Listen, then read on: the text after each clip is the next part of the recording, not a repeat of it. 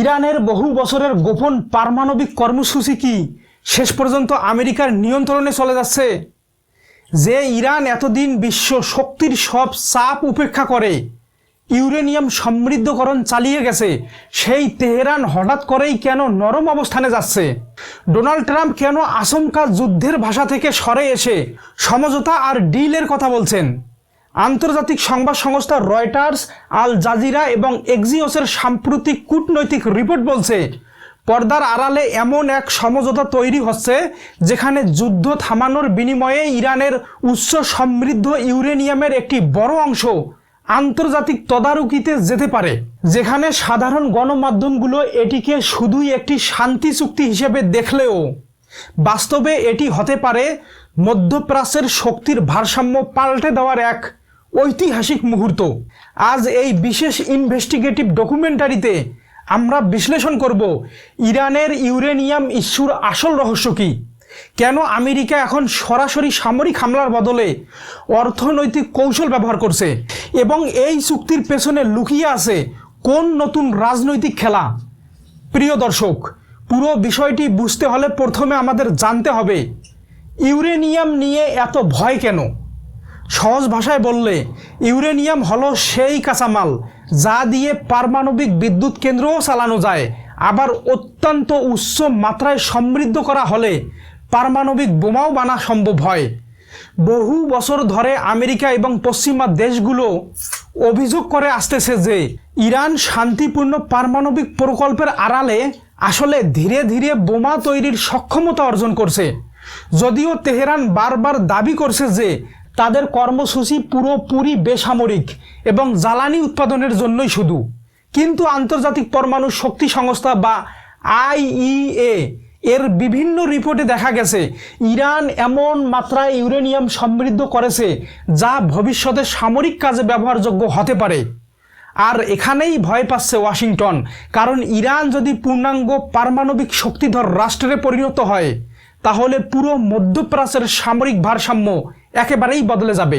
Saudi আরব, Israel এবং উপসাগরীয় মিত্ররাও তখন নিজেদের নিরাপত্তা নিয়ে নতুন সংকটে পড়ে যাবে।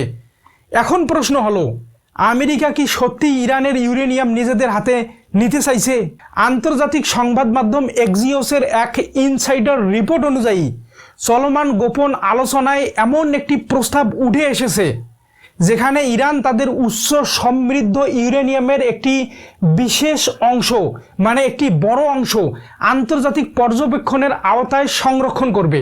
একদম সহজ ভাষায় বলতে গেলে তেহরান সরাসরি ইউরেনিয়াম আমেরিকার হাতে তুলে দিচ্ছে না, কিন্তু এটি এমন একটি ব্যবস্থায় যেতে পারে যেখানে সেই মজুত কার্যত ওয়াশিংটনের নিয়ন্ত্রণের বাইরে থাকবে না, যার বিনিময়ে আমেরিকা ইরানের ওপর থাকা কিছু বড় অর্থনৈতিক নিষেধাজ্ঞা শিথিল করতে প্রস্তুত। বিভিন্ন আন্তর্জাতিক ব্যাংকে আটকে থাকা বিলিয়ন বিলিয়ন ডলারের ফান্ড ধাপে ধাপে ছাড় দেওয়া, তেল রপ্তানির ওপর সীমিত ছাড় এবং পারস্য উপসাগরে সামরিক চাপ কমানোর মতো প্রস্তাবও আলোচনায় রয়েছে। অর্থাৎ ট্রাম্প প্রশাসন এবার সরাসরি যুদ্ধের বদলে অর্থনৈতিক দর কষাকষির মাধ্যমে ইরানের পারমাণবিক অগ্রগতি থামাতে চাইছে। কিন্তু প্রিয় দর্শক, এখানেই রয়েছে সবচেয়ে বড় টুইস্ট। ইরান কেন এত সহজে এমন আলোচনায় বসতে রাজি হলো? আল জাজিরার বিশ্লেষকদের মতে এর পেছনে সবচেয়ে বড় কারণ হলো ইরানের ভয়াবহ অর্থনৈতিক সংকট। বছরের পর বছর নিষেধাজ্ঞা, বৈদেশিক মুদ্রার সংকট এবং আন্তর্জাতিক ব্যাংকিং ব্যবস্থার বাইরে পড়ে যাওয়ার কারণে তেহরানের অর্থনীতি প্রচণ্ড চাপে রয়েছে।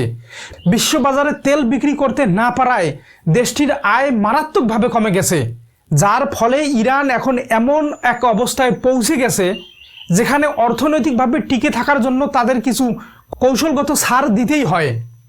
অন্যদিকে ট্রাম্পও বুঝতে পেরেছেন আরেকটি বড় যুদ্ধ আমেরিকার জন্য রাজনৈতিক এবং অর্থনৈতিকভাবে ঝুঁকিপূর্ণ হতে পারে, তাই তিনি সামরিক হামলার বদলে ডিল মেকার হিসেবে পরিস্থিতি সামলাতে চাইছেন। অর্থাৎ দুই পক্ষই আপাত দৃষ্টিতে শান্তির পথে হাঁটলেও বাস্তবে এটি একটি কঠিন দর কষাকষির খেলা। প্রিয় দর্শক, এই পুরো সমীকরণে সবচেয়ে অস্বস্তিতে রয়েছে ইসরায়েল, কারণ বহু বছর ধরে তেল আবিব দাবি করে আসতেছিল যে ইরানের পারমাণবিক কর্মসূচি পুরো অঞ্চলের জন্য অস্বস্তিগত হুমকি হয়ে দাঁড়াবে। মার্কিন থিঙ্ক ট্যাঙ্কগুলোর মতে ইসরায়েল চাইছিল ইরানের পারমাণবিক স্থাপনাগুলোর বিরুদ্ধে আরও কঠোর সামরিক ব্যবস্থা নেওয়া হোক, কিন্তু ট্রাম্প এখন সরাসরি যুদ্ধের বদলে সীমিত সমঝোতার পথে হাঁটতে চাইতেছেন, যার ফলে মধ্যপ্রাচ্যে নতুন কূটনৈতিক বিভাজন তৈরি হতে পারে। সৌদি আরব এবং উপসাগরীয় দেশগুলো পরিস্থিতি গভীরভাবে পর্যবেক্ষণ করতেছেন, কারণ তারা জানে ইরান যদি অর্থনৈতিকভাবে আবারও শক্তিশালী হয়ে ওঠে তাহলে পুরো অঞ্চলে তেহরানের প্রভাব আবারও বাড়তে পারে। কিন্তু সবচেয়ে গুরুত্বপূর্ণ প্রশ্ন হলো, এই চুক্তি কি সত্যি স্থায়ী হবে? রয়টার্সের বিশ্লেষণে বলা হয়েছে বর্তমান আলোচনা মূলত একটি অস্থায়ী সমঝোতা, অর্থাৎ ইরান আপাতত অর্থনৈতিক স্বস্তি পেতে কিছু ছাড় দিচ্ছে আর আমেরিকা সমসাময়িকভাবে যুদ্ধের ঝুঁকি কমাচ্ছে, কিন্তু গভীর অবিশ্বাস এখনও দুই দেশের সম্পর্কের কেন্দ্রে রয়ে গেছে। অর্থাৎ ইরান আশঙ্কা করছে আমেরিকা ভবিষ্যতে আবারও নিষেধাজ্ঞা ফিরিয়ে আনতে পারে। অন্যদিকে ওয়াশিংটনও পুরোপুরি নিশ্চিত নয় যে তেহরান গোপনে তাদের পারমাণবিক কর্মসূচি চালিয়ে যাবে না কেন, যার ফলে আপাতত শান্তির ভেতরেই ভবিষ্যতের নতুন সংঘাতের বীজ লুকিয়ে আছে। সব শেষে আমাদের এই সত্যিটাই মনে রাখতে হবে যে ইরানের ইউরেনিয়াম ইস্যু শুধু একটি পারমাণবিক বিতর্ক নয়, বরং এটি বিশ্ব ক্ষমতার ভারসাম্যের প্রশ্নও। ট্রাম্প কি সত্যি কূটনৈতিকভাবে ইরানের পারমাণবিক অগ্রগতি থামাতে পারবেন, নাকি এটি শুধু সময় কেনার একটি সাময়িক চুক্তি? ইরান কি অর্থনৈতিক চাপের কারণে নিজেদের কৌশল বদলাচ্ছে, নাকি পর্দার আড়ালে আরও বড় কোনো পরিকল্পনা করছে?